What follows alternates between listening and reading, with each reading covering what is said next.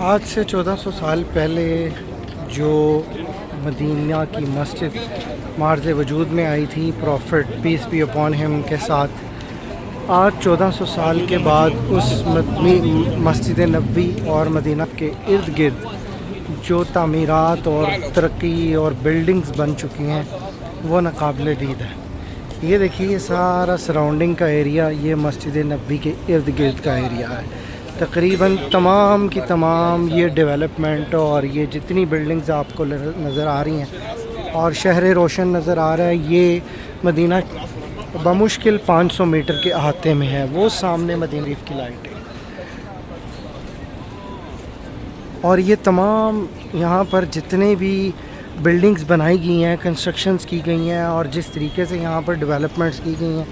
ये तमाम की तमाम सऊदीया के 2030 विजन के अकॉर्डिंग की गई हैं। जिस तरीके से हाजियों को और पूरी दुनिया से आने वाले मुसलमानों को जो सहूलतें यहाँ पे फराम की जाती हैं, वो सहूलतें अनमैचेबल हैं।